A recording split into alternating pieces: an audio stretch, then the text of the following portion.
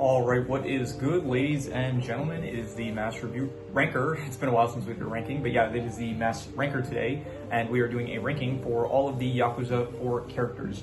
Now, I got this is a pre-made tier list, it's not one that I made myself, so it does include some other characters from the actual game itself, but we are just going to be doing a ranking for the actual story characters, so everyone from this guy upwards. So yeah, that is who we are going to be ranking, and so we will just get into it. Let me just label this as D/F tier as well, and I do have the character name pulled up here as usual, so let us begin. And just for fun, I am going to go in reverse order. We'll start off with like the less interesting characters, and then we'll go our way up till we get to the more interesting characters. So first up, there's just going to be a lot of characters that I am just going to real quick put in D tier because they are not that important, and my computer is lagging a bit, so hopefully we'll be able to get through that. But all these characters, these are just some of Kazuma's kids from the orphanage. I think this was the guy that Saejima, he fought in that underground tournament area, so I don't really care for him either. This is Saejima's boss. So Saejima was trying to get to him. I'll give him C tier because it was a nice moment that Saejima, I think I'm getting his name right, Saejima? Or Adblocker, I am using Adblocker at the moment. Yeah, Saejima, he did end up getting reunited with his boss, and I thought that was a nice, wholesome moment that after so many years, he finally managed to reunite with his boss. So, but he's in that one scene, that's pretty much it. So, next up is this guy. I don't remember who this guy is. I think he was just someone that was part of the UNO Seiwa clan, and he ended up dying. So, yeah, this is, I think, just a guy that was working with the UNO Seiwa clan or something like that. I think maybe these were some guys that were like torturing Majima or Saejima at some point, something like that. This is Name the dog at the Morning Glory orphanage, and yeah, don't really care for the dog too much, not that prominent. I don't know who this is. I think this is probably another character of, actually this might, I don't know who this is. She might not even be part of the story, but I'll just put her there. This was the guy that was working at the homeland that Tanimura. He would go to that area that was the Chinese area where he would meet this guy and his daughter. I think actually this is probably his daughter, so I don't really care for them too much. They like just met with Tanimura. They did end up getting taken hostage by, what was his name? This guy here, the police chief that Tanimura was, I guess, he was secretly working for Katsuragi, I think his name was, right? Yeah, Katsuragi. So we'll get to them though. For now, who are we at? Are these guys part of the story? If so, they're just nameless goons probably, so I'm just gonna put them D/F tier. We have, this was the boss. He ended up dying pretty quickly, and I forgot his name. His name is here Kanemura. He was, I don't even know, he was like a head of some clan in the Tojo clan, and he ended up dying, and I don't remember, Kido walks in on him dead, but I don't remember if that, maybe it was like we were getting from Kido's point of view, and so he was leaving out details that maybe he killed him in the end. So anyway, he just died at the very beginning of the story, and to be honest, that's like a bit of trend for, I think, pretty much all the games at this point, where just at the very start of the story, someone ends up dying. So I feel like you had, let's see here, in this game, you had Kanemura, you had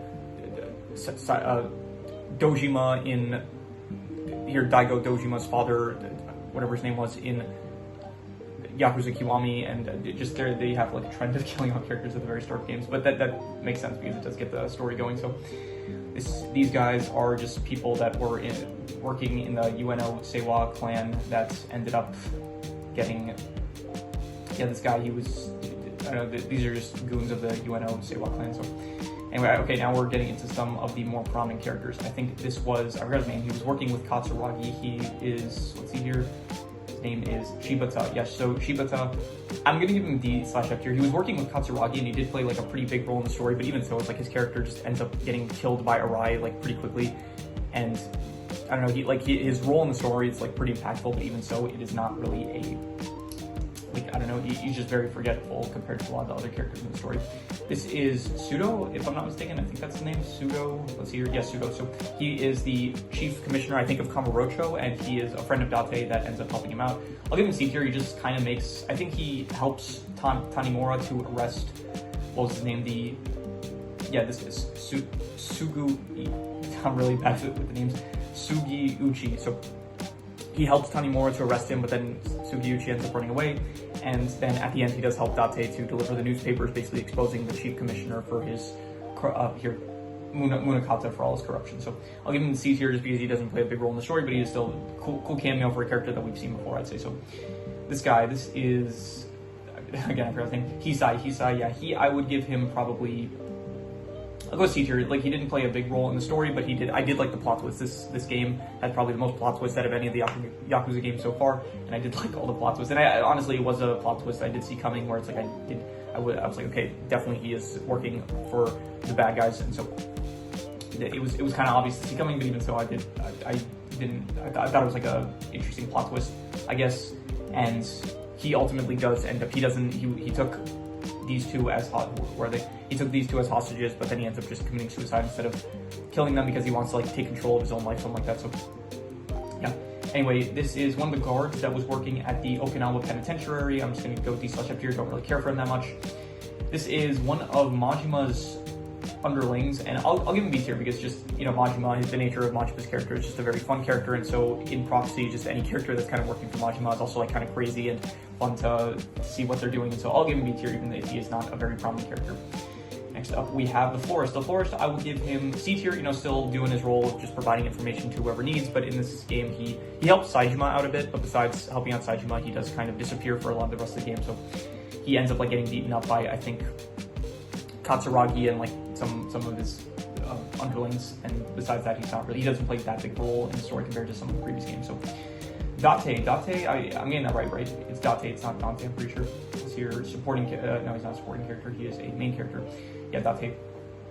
I'll give Date, I'm not gonna go A tier because he's not really prominent at all in this game. He just kind of shows up at the end. He is running New Serena temporarily, while I think Reina is, he mentions that Reina's like out of town, so he's like taking care of New Serena for the time being, and so yeah, he just like, he helps out Kiryu a bit. He ends up at the end, he does end up delivering the newspapers to expose Munakata, I'm pretty sure his name was, again, right? Yeah, Munakata. So, you know, good character, fun. It's always great to see some previous characters come back, and so yeah, cool, but not really that big a role, I'd say. So next up, we have Haruka. I'm gonna go B tier as usual. She's like always a good character, someone for Kiryu to care for, but in this game, she also, just similar to, I guess, some of the other characters I mentioned, she just doesn't play that much of a pivotal role, like more so she's kind of connected, I guess, to the Saejima plot of the story, and so she does end up initially saving, well, I think it was, yeah, she ends up saving Saejima, and then, or maybe I don't remember if it was exactly her or Kiryu ended up, maybe she called Kiryu to help save, like Saejima, he washed up on the beach, and then Haruka, she ends up, like, when Saejima wakes up, she is there to greet him, and then, yeah, I thought it was, like, interesting where and the whole thing with, like, her and Hamazaki as well. Hamazaki ends up showing up, and then she's, like, I like I guess, the conflict of, like, these are people that harmed, or people that worked with people that harmed Kiryu, and so she doesn't trust them, but then ultimately she, I guess, trusts them. She realizes that, like, they changed their ways, or they're not bad people, or stuff like that, so I don't know, she once again, just not a big role in the story, but even so, like, the bits that she was in, I would say B tier.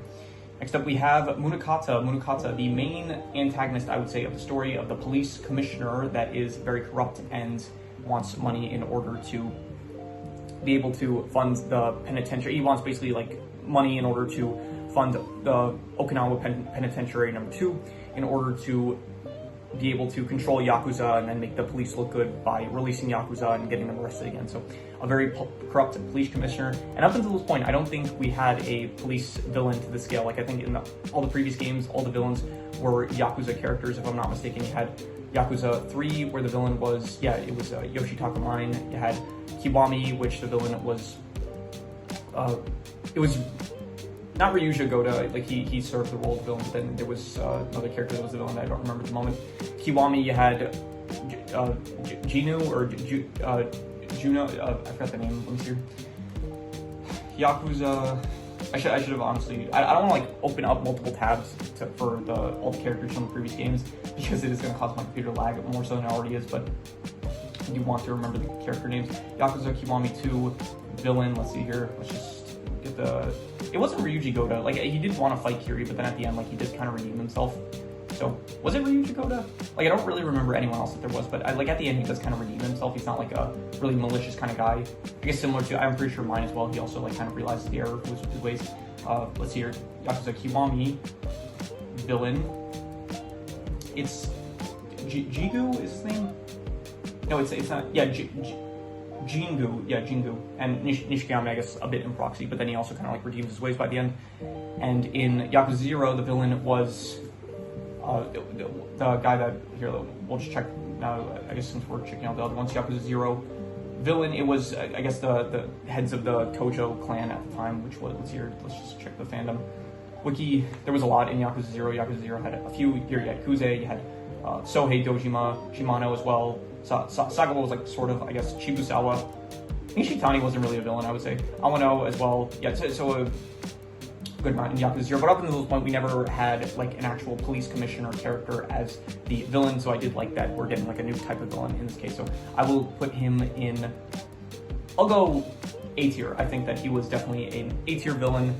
And I did like ultimately when he does kind of, I really like the moment where it's like he finds out that he can see that Sugiyuchi, he is corrupt, and so because like nothing about the murders that took place in 1985 made sense, so and he points out all this stuff like, oh, how is it that he got perfect headshots on everyone, and then for this one guy, it's like he grazed his shoulder or something like that. So, but then he's like, I will cover up the evidence of the crime but if you get me a meeting with this guy that's like propagating all of the corrupt business dealings that are going on. So I did like that reveal that he is like actually like corrupt himself. So yeah, I'll say A tier. He was definitely a good villain, I would say.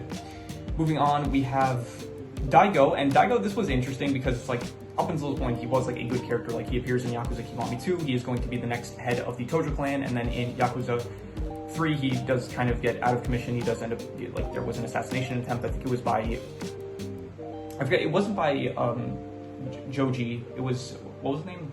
Let me see here. Yakuza, okay, let's see here, Yakuza 3, let's do characters. It wasn't, it was, yeah, I really don't remember the names of the characters. Let's hear main characters. Yeah, Joji Kazuma. So Kazuma, Shintaro Kazuma's brother, Joji.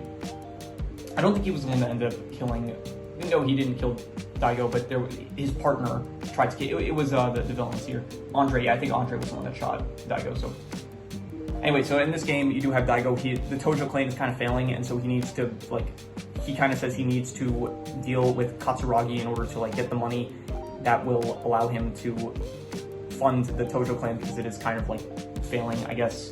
So I'll give him, I don't know, I don't really like the role of, like, just all of a sudden he's desperate for cash, so he's like working with like the villains and stuff. I don't think that it worked as, like, I did like the final confrontation between him and Kiryu, but even so, it just didn't really feel like a great turn for the character, I guess. Kind of a bit similar to Nishikiyami, where it's like all of a sudden he just decides to be evil and stuff. So it's like, I don't know, when they do that with characters, like if it doesn't feel natural, where in this case it doesn't really feel the most natural, then I don't really like it as much as it could be, I guess. So anyway, next up we have Arai. Arai, I will give another villain of the game, and I will give him, I'll go B tier. I would say that he was good villain. I guess, honestly though, I did mention this in my review, the most confusing part about, like, my least favorite part about the game is just because there's so many factions, it is kind of confusing on, like, who's on whose side, who's working with who, what is each person's motive. Like, Munakata, he wants the money in order to fund the Okinawa prison. I think Daigo wants the money in order to fund the Tojo clan, but then, like, I don't remember if they're working together or if they're not, but then, and then Arai is in the case, he's like in the mix, and he wants to, I remember Kido, he was working with Arai in order to, like, rise up the ranks, and I think Arai, he's not actually a Yakuza, he was a police officer, so he was working for Munakata to get the money, but then he realized that Munakata is corrupt, so he tries to kill him, but he fails to do so because it was with the non-lethal bullets, and so, yeah, Arai ends up, he's like a villain, but then he ends up, like, kind of redeeming himself somewhat, like, I guess, by the end of the game. So I don't know, it's confusing. His character especially is, like, very confusing to know, like, what side he's actually on, because he does end up, like, kind of switching sides, like, at multiple points, I think, in the game, where it's like, okay, he is initially a good guy, then he's revealed to be a bad guy, and then he's kind of being a bad guy up until the end, where it's like he does something good, but then at the end it's like he's still kind of, it's like his character specifically, it's like very confusing to understand, like, whose side he's on. So I'll go B tier. I did like him a lot, and so yeah. Hana, I will give her C tier. I guess she was fine. She was the assistant of Akiyama, but then she does kind of disappear for most of the game. Like, eventually, when Akiyama basically says he's going to give Yasuko the cash that she needs in order to give to Katsuragi to get her brother back, then she ends up being like, oh, I can't let you do this. But then, honestly, you find out that Akiyama's net worth is like 100 billion yen, which is like somewhere about like, it's about $1 billion, I'm pretty sure, USD. So then she ends up basically saying like, I can't let you do this, but it's like less than, I think it's actually like 1/1000th of his cash, like 100 million yen, that would be like $1 million. So $1 million, that's like, I think 1/1000th of $1 billion. So it's not really like a loss for him. But anyway, she ends up leaving, and then by the end of the game, she returns and she lost weight. That happened, and that's it with her character really. So she was fine, I guess, like, but she's not really the most prominent after the beginning of the game. So yeah. Anyway, Majima, as usual, we gotta go S tier. He is a very fun character. Even if this game, I think out of all the games so far, this was the one that he was probably the least in, from what I remember. Maybe in Yakuza Kiwami, the original Yakuza Kiwami, I also remember he wasn't really in the game that much, but in this game specifically, he does kind of like, you do see a bit more of his backstory, like a bit in depth, a bit more with it, and then you see he ends up reuniting with Saejima, but then after that he just gets arrested, and then he's like gone for the rest of the game until the end of the game, where I think Saejima becomes the new, I think he becomes the new chairman of the Tojo clan, and so yeah, Majima's there for like his I don't know, coronation, you can call it, or whatever you want to call it. So still an S tier character, he's still a very fun character, but even in this game he is like not as prominent as he was in previous games, which is a bit of a shame, but even so he's a very fun character, so S tier. I like how even in the scene where he's getting arrested, Majima, like he's getting arrested, he's like, it's like a very serious scene, Kiryu comes to see him.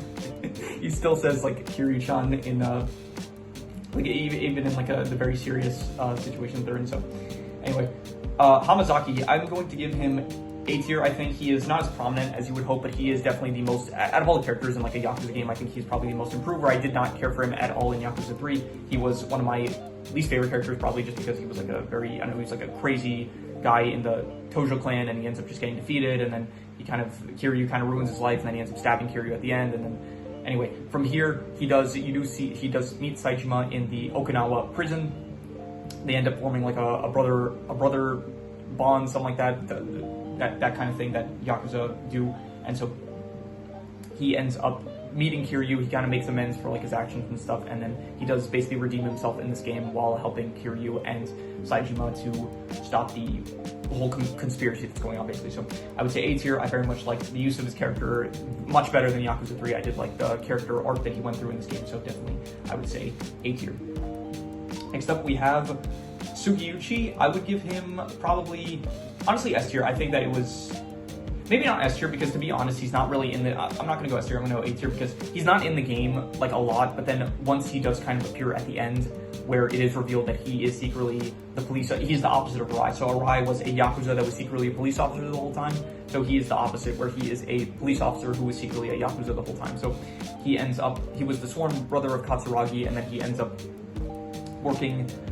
he is working for Munakata in order to basically help out Munakata with his plans and all that. And then, so at the end, you do have, he basically, Tanimura finds out about it, and then there is the whole like plot reveal of like that he's actually, he's like corrupt and stuff, and he's not actually a police officer, he's Yakuza. And then we find out at the time, that's also when we find out all the stuff about how Saejima didn't actually kill all of the 18 people in 1985. So I like that scene a lot. So I do like his character a lot, and like the role that he has in the story. It's just that he is not really, like, he's a bit at the start speaking to Tanimura throughout, like, he's basically only in the Tanimura plotline, and then he's like in it for the start, but then he like disappears for most of it, and then he reappears at the end, kind of shooting the guy that had the information about the UNO Seiwa, this guy here it was. And so he kills him, and then he just kind of runs away, and then he's confronted by Tanimura. Tanimura finds out the truth about what's going on and stuff, and then from there he ends up dying. So not as big of a role as I would hope, but I did really like the presence of his character in the game. So anyway, next up is Katsuragi. I like Katsuragi a lot. He is probably, honestly, one of the best antagonists of the game, like of just a Yakuza game in general. I do like the maliciousness, his cunning nature, kind of. I do like just the scenes with him I thought were good. His character felt very villainous, I would say, and so A tier. I don't know if he's like the best Yakuza villain up until this point, but he is definitely one of my favorites, I would say, so A tier.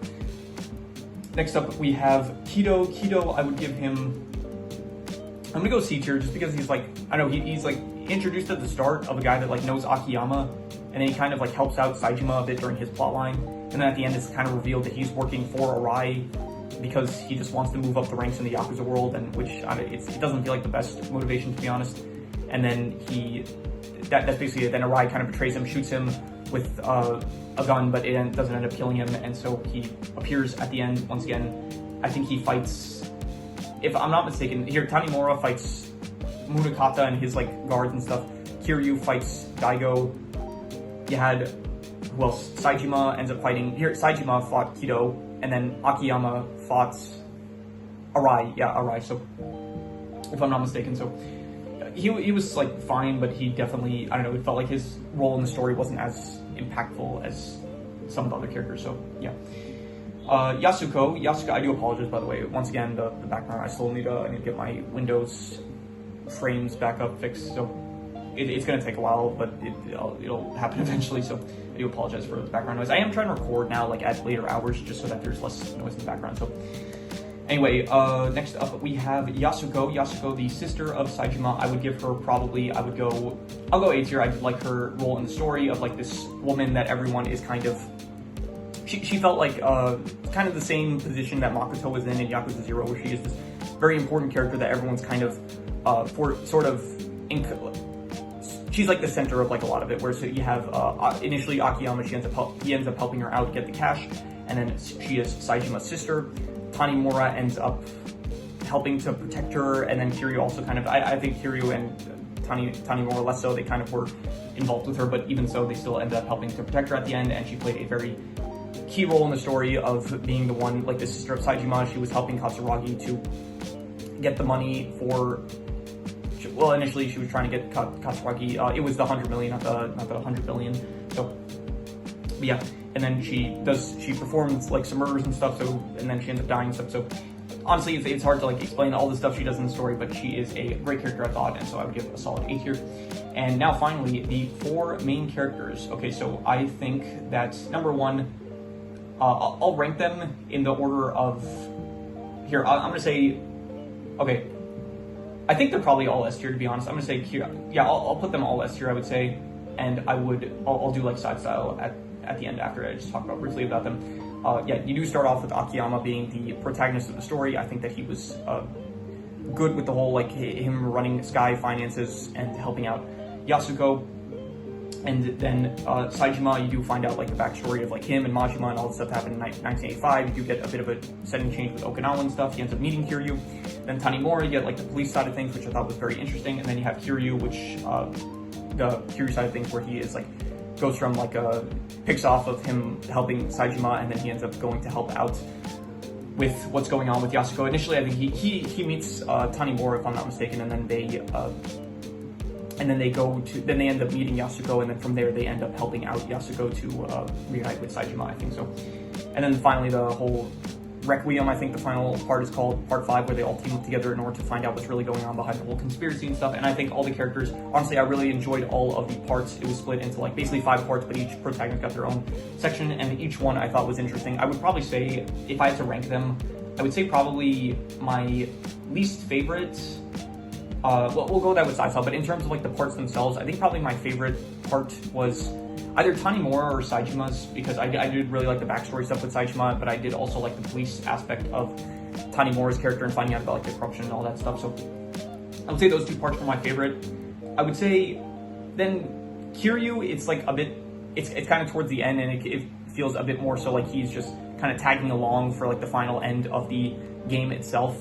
And Akiyama, it's kind of like the introduction, so it's like before things really start getting going. So I do think that these 2, like in the middle of the, like when we're like right in the thick of like all the stuff that's going on in the plot, I do think that these 2, those 2 sections of the story were probably my favorite, I would say. So, but anyway, we will do side style. We'll do them for all the, not the D/F tiers, but we will do them for C tiers, I'll say. So let's see here. My favorite character from the C tiers, I'll go with, I'll say probably Daigo. I guess he's still like a pretty good, interesting character, I guess. Then we'll go with Kido, then this guy, I forgot his name. What is his name?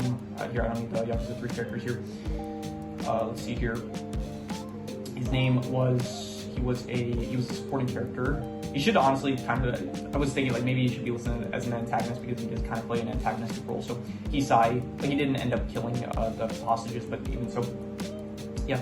So Hisai, I would give, yeah, afterwards, and then I would go probably, I'll go Pseudo, then Saejima's boss, and then we'll go go Hana and then Forest, I'd say. And yeah. Next up, B tiers, we'll go Date.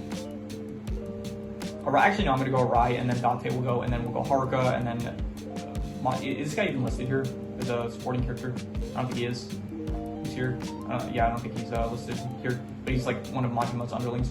And then for the A tiers, we will go with, I would say, okay, who's my favorite? I'm gonna go Hamazaki, honestly, just because how much improved his character is, I would say. Then we'll go, I would say, Katsuragi, then Munakata, and then, ooh, I don't know, this is tough, I would say. Yeah, okay, Hamazaki, Katsuragi, but then afterwards, I would say, maybe Yasuko. Okay, I'll go Yasuko. And then we'll go with, I would say, who's better, Munakata? I did really like the reveal. I like the reveal with Sugiyuchi more so than Munakata. Munakata had like a really good, I'm gonna go with Sugiyuchi a bit more, and then I'll go Munakata afterwards, I would say. So yeah, I think that's good. And then for the S tiers, okay, the S tier characters. This is the most S tier characters we had so far for a Yakuza game. Okay, reverse order, we'll go with this. I'm gonna say Majima just because he had the, like, in this game specifically, his role was just not as impactful as some of the other games, so I'm gonna put him last. And then I'm gonna go with, I would say, I'm gonna go Akiyama probably because it does, like, he is kind of, his part of the story is like still the most tame, like before things really start picking up. And then at the end though, he is like good as well, but I'm gonna say he is my least favorite, like he's still very good, he's an S tier character, but I will say that he is my least favorite protagonist out of 4. Then I'm gonna go Kiryu just because he is, again, like his character out of all of them, it just kind of feels like he's specifically just tagging along for the ride. It feels like, okay, he's the main character, so we are gonna have him in the game, but it feels like the least natural, I guess, for the story compared to some of the other characters that feel a bit more so. Yep. And then I'm gonna go Saejima, and then I'm gonna go Tanimura. I think Saejima was great. It was very interesting to find like the sworn brother basically of Majima, like finding out like really more details about what happened in the 1985 hit that went down, and the stuff in Okinawa was interesting. Finding out that he didn't actually perform the hit at the end, and it was a cover-up basically by Katsuragi, as well as Katsuragi and I think also Munakata and stuff. Yeah, overall he was like, honestly, he's like the biggest victim. He was like, Kiryu was in prison for 10 years, and then Saejima, he was in prison for like 25 years, so I guess it is fitting at the end where he does end up becoming head of the Tojo clan, so it is like a nice kind of, I guess, good, nice little final, I don't know the word, karma, maybe, like he like, something good happens to him at the end. It's like a nice payoff that like he went through all that suffering, and then finally like his reward, I guess, is that he is now the head of the Tojo clan. So, but then Tanimura, I think he is my favorite character. Number 1, I also just like really, just design wise, I really like I do like the color scheme of it, like especially when you have scenes with like Akiyama wearing all the red, and then Tanimura wearing like the blue and stuff. I really like the color scheme that they go with the characters. And Kiryu also, like, he has in this, you don't see it in the shop, but Kiryu just has like his iconic white outfit, so I just think it works well. And then Saejima, I don't think he had a specific color scheme that he was wearing, but anyway, I do really like character design wise Tanimura. So, and as well as just the police side of things, I think that this game like is the one that I think you get most into the police aspect of the corruption and stuff, where I think in previous games you also had like police corruption, but this game really delves deep into it. And so it's like a different side of this world, where up until this point it's just kind of been mostly Yakuza centered, like corruption and like Yakuza doing evil stuff. But like the police was definitely involved, but not to the extent of this game, I would say. And so I did really like just seeing this world from like a different perspective, specifically a police officer's perspective, I would say. So definitely I would say S tier. And yeah, that is pretty much all there is to it. That is my ranking for the Yakuza 4 characters. So if you have any recommendations, any shows, movies, video game stories, anime, manga, web series, anything that you want me to review or rank or compare rankings, it does not have to be media related, it can be anything, leave it in the comments and I'll maybe possibly check it out. But that said, that is pretty much all there is to it, so let's leave it at that.